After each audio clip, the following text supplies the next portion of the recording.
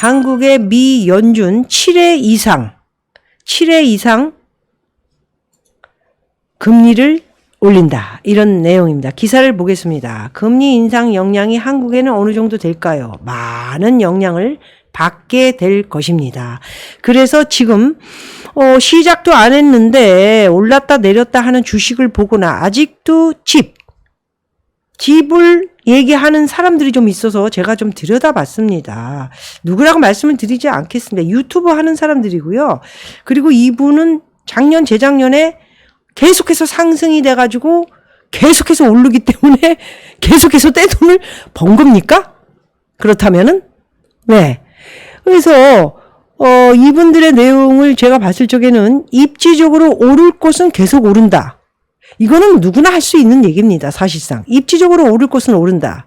어느 곳을 얘기할까요? 예, 수도권의 핵심 지역을 놓고 얘기를 해서는 안 되죠.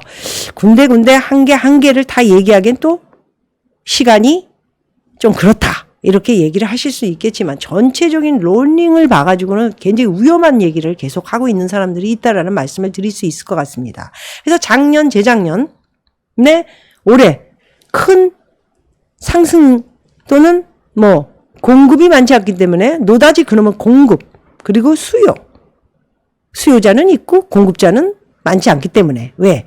다가구 주택들이 매물을 풀지 않기 때문에 또는 윤석열 대통령이 예를 들어서 되고 난다면 양도세 완화도 있을 것이고 어쩌고 저쩌고 하기 때문에 계속 상승을 이어갈 것이다. 저 또한 상승 이어갈 것이다. 아니면 하락 이어갈 것이다. 이런 얘기 안 합니다, 저는. 네. 현실만을 봤을 때의 판단은 여러분들이 하셔야 되고요. 금리가 올라가는데 지금 상승이 된다 한들 금리가 올라가는데 과연 왜 그렇게 집을 사려고 목을 메고 있을까? 저는 조금 이해가 안 간다라는 정도의 말씀을 드릴 수 있을 것 같습니다. 이렇게 계속해서 상승장을 이야기하는 사람들을 보면은 뉴스와 신문, 부동산 광고하고 연결이 돼 있거나 아니면 뭔가 커넥션이 돼 있는 친구들이 많이 이야기를 합니다.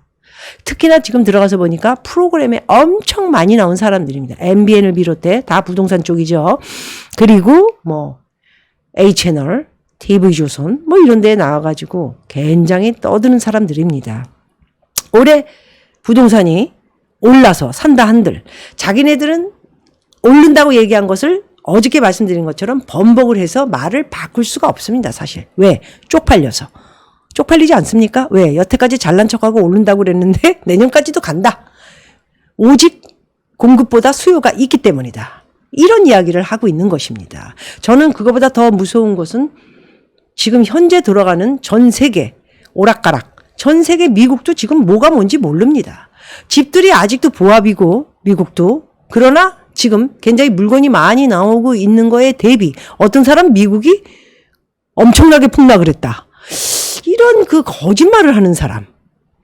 통계도 아니고 그럴 것이다라는 자기의 생각을 이야기하는 이거는 절대로 그렇게 얘기해서는 안 됩니다. 미국은 아직까지 큰 폭락은 없습니다. 그러나 저는 떨어질 것이다.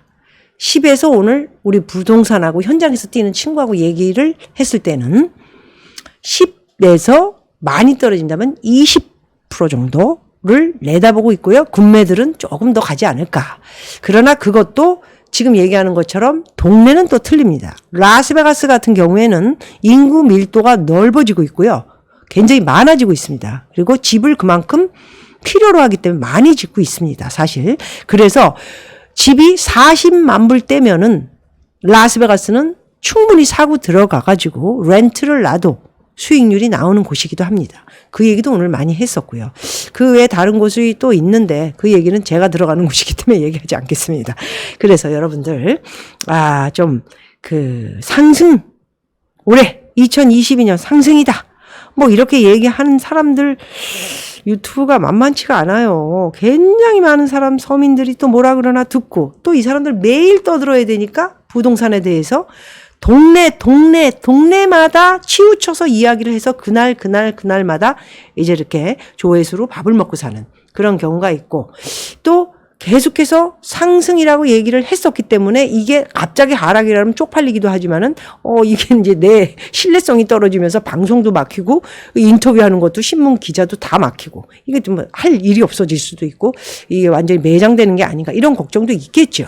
그렇기 때문에 제가 볼 적에는 이게 이 말이 맞지 않으면 슬슬 빼는 쪽으로 이렇게 한 번 더 말씀을 드렸던 것 같은데 자기 말보다는 이제 남을 게스트를 앞세워서 얘기를 하거나 아니면 이제 딴 데 잠깐 가서 쉬거나 뭐 이럴 가능성이 있지 않을까.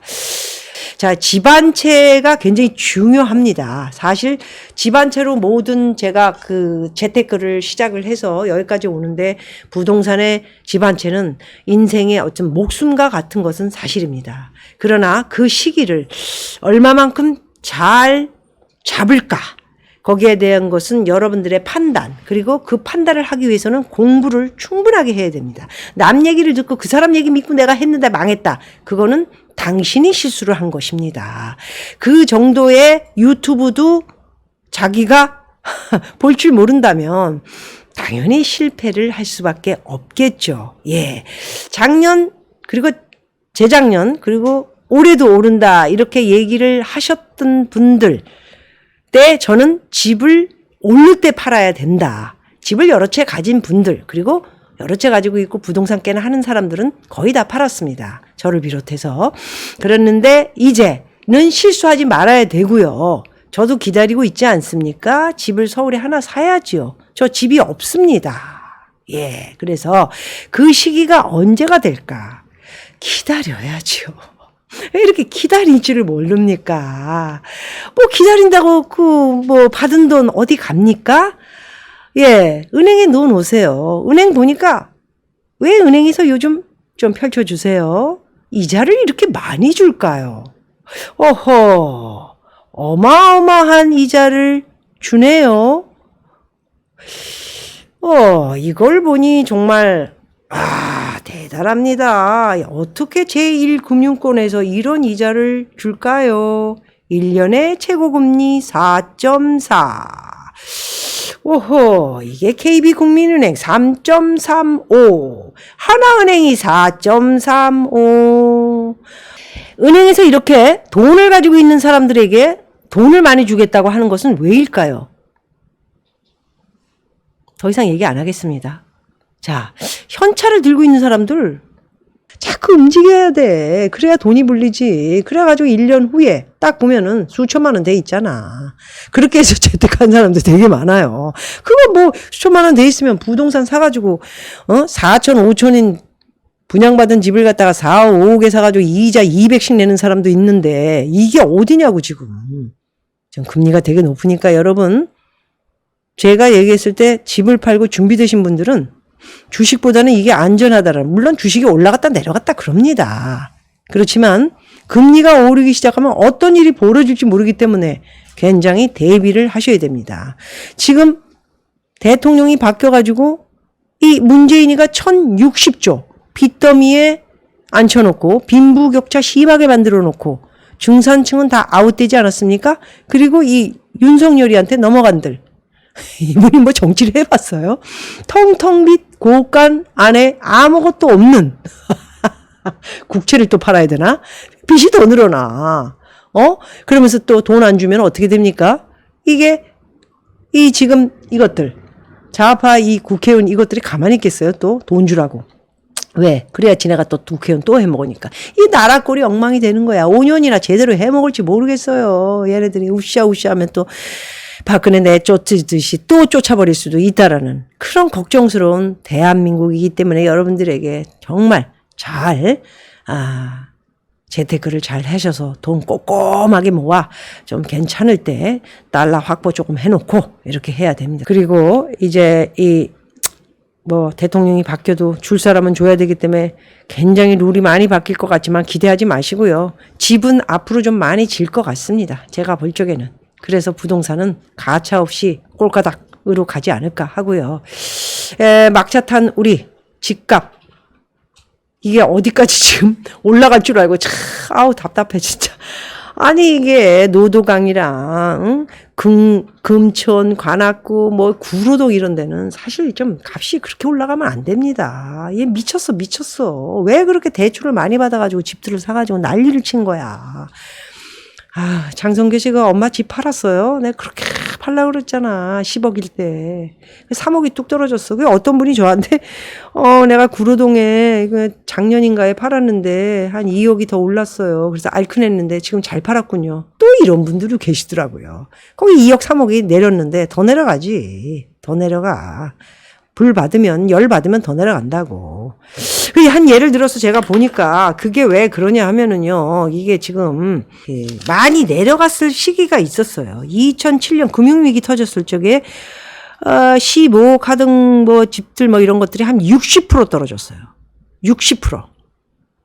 60% 떨어지면 얼마예요? 그래서 어떤 분이 문자를 남겨놨더군요. 제가 강남 대치 쪽에 있었는데요. 8억이었거든요, 저희 집이. 그랬는데 3억으로 떨어졌더군요.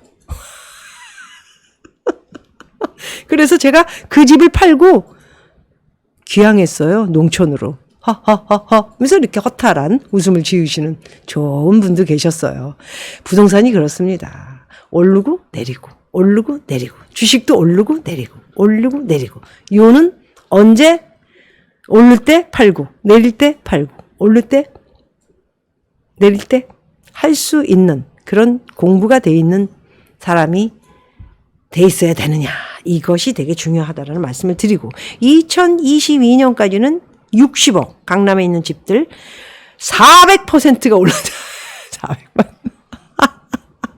400%가 올랐다고 하는군요. 그렇다면은 앞으로 공급 두 인간이 얘기하는 것처럼 몇 년 동안에 250만 가구에서 311만 가구를 만들고 인구는 줄어들면서 이제 이렇게 되면은 2026년까지 간다면 제가 볼 적에는 60%가 하락되는 60억이 20억이 되겠죠. 여러분들 판단을 잘 하시고요. 인생이 뭐 별거 있습니까? 예?